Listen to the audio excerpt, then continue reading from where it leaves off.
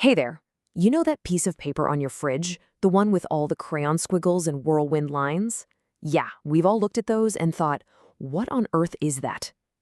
But what if I told you that's not just a mess, it's a secret language? Today, we're gonna crack the code. So, is it just a scribble? I mean, that's what we all think at first, right? Our brain just sees a bunch of random, playful marks, and that's a totally natural reaction. But here's a thought.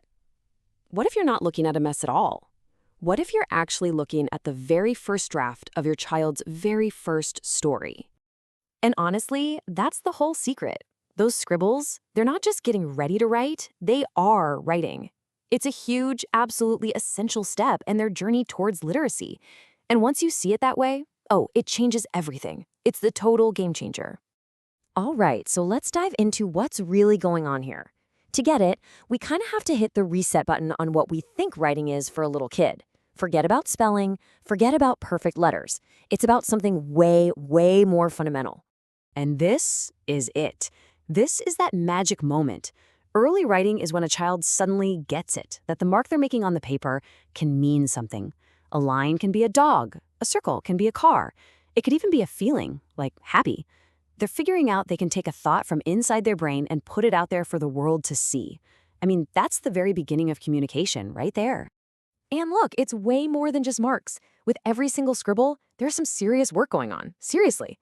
They're building up strength in their little hands. They're getting better motor control. Their hand-eye coordination is improving. This isn't just messing around. It's basically physical training for writing. And maybe the biggest thing of all, they're learning the #1 rule of reading, that squiggles on a page actually mean something. Okay, so if your kid's the writer, where do you fit in? What's your job? Well, it's actually super simple, but it's really powerful. And it might not be what you think. You're not their editor. You're not their teacher. Your new title is Encourager-in-Chief. That's it. Your whole job is just to make them feel safe to create. And this really comes down to a simple shift in how you respond. The old way, well, our gut reaction is to correct, right? To jump in and say, that's not how you draw, son. But the new way, it's all about being curious. Just ask, hey, can you tell me about your drawing? When you do that, you're telling them your ideas are more important than getting it perfect. And that is how you build a kid who's confident and actually loves to write. And you can literally try this at home tonight. It's so easy. Step 1, just get some paper, some crayons, simple stuff. Step 2, let them go wild. No rules, just free scribbling. And step 3, when they're done, your only job is to listen. Don't fix it, don't change anything, just listen.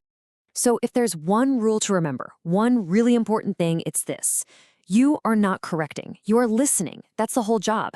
When you just listen, you're telling them their work matters, their voice matters. You're helping them build a happy, fun relationship with writing, instead of one where they're scared of messing up. So how do you know if it's working? How do you see real progress, beyond just the ABCs? Well, once you start doing this, you'll see success in a totally new light. It's not about whether their circles look more like circles. The real progress? You'll see it in how they act. And, believe it or not, in how you act too. Keep an eye out for this stuff. Are they actually excited to draw? Do they run up to you wanting to tell you the story of their picture? You might hear them say something like, "This line is the road," while they're drawing. And the big one, do they show you what they made, just beaming with pride? That smile, that is success. And then there's the flip side, the signs of progress in you. You'll catch yourself about to correct them, and then you'll stop. You'll notice you're listening a little more patiently. And that little voice in your head that's always worried about doing it right, it's going to get a lot quieter. That feeling, that sense of connection instead of stress, that's progress too. All right, let's wrap this up with your daily writing mission. The great news is, you don't need hours of time for this. You don't need fancy art supplies. All you need is a little bit of encouragement every day. So here's your 1-minute challenge. That's right, just 1 minute a day. Encourage your kid to draw or scribble something, and then just ask them to tell you what it is. That's it. 1 single minute of your focused attention tells them their stories matter. It's a tiny habit that builds something huge for both of you. So, from now on, when you see that paper covered in scribbles, I hope you don't just see a mess. I hope you see a story, a masterpiece just waiting to happen. Which really only leaves one question. What amazing story are you going to help your child tell today?